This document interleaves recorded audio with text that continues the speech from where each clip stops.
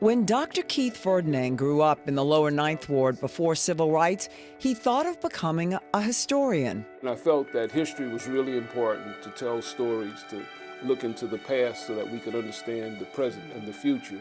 His parents and St. Aug teachers taught him to seek excellence. I've never flunked a test. I don't know what an F looks like on a piece of paper. His Army World War II and Korean veteran dad drilled discipline into his character. So I learned at a very early age that you do your job, you show up on time, and when you have something to do, you don't stop until you complete it. So work has never been difficult for me. But through his schooling, his eyes were open to a need in his community. I just knew that the burden of disease, or heart attacks, heart failure, strokes, kidney disease, that's where most of the death and disability lies. So Dr. Ferdinand decided to do something about it.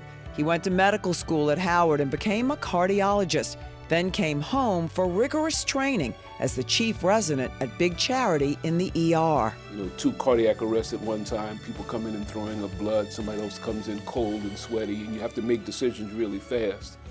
And that allowed me to be comfortable treating sick people. He could have gone anywhere in the country to practice medicine, but he decided to really go home, back to the Ninth Ward to help people help themselves. I started to learn more about it and disparities, especially in the black community. Heart disease and stroke was really high. I had an interest in that because I wanted to do something to help my community. That practice was about treating with a big emphasis on preventing the #1 killer. An empowered person who knows what their blood pressure is, what their A1C is, what their cholesterol is, won't let the doctor say, well, it's all right, well, it's a little high, oh, your sugar's a little bit off. When his 22-year practice was swallowed by Katrina water, he landed in Atlanta for a few years and learned what it really means to miss New Orleans. I couldn't tell you who my neighbors are right now. Why? Because they weren't interested in knowing each other. They would go to work, the garage door open up, drive in, garage closes, and that was the end of the day. Now back home for a couple of decades at Tulane as a clinician, researcher, and educator, Dr. Ferdinand is involved in multiple projects, bringing heart screenings to nearly 1,000 people through churches, a heart and head trauma medical program for former NFL players from around the U.S., and a healthy heart community prevention outreach. Jeannie Foster Adams is a family friend and heart patient. You can't find anybody that's more committed than Keith. He's there to try to help you make that journey with less health issues. The people give back so much to you, and that's kind of missing from medicine right now. Doctors are called providers. It's a cog in the healthcare industry delivery system. Most doctors now are at the computer. Keith faces you. He gives you his undivided attention. He's telling you how to prevent further episodic care. You don't get this with doctors every day.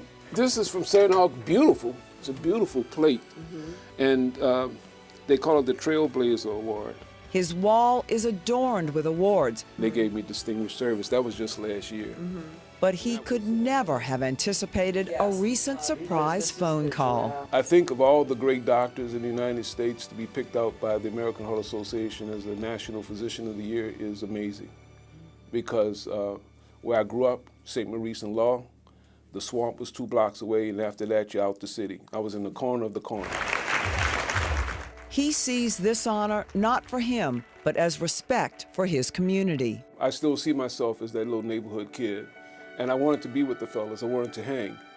But I knew that there was something else that I needed to do. And now at 75, he can count those decades of healing, but he could never begin to count the thank you hugs he gets from all over the 504 for giving them the wealth of health. For America 250 Red, White, and You, I'm Meg Farris.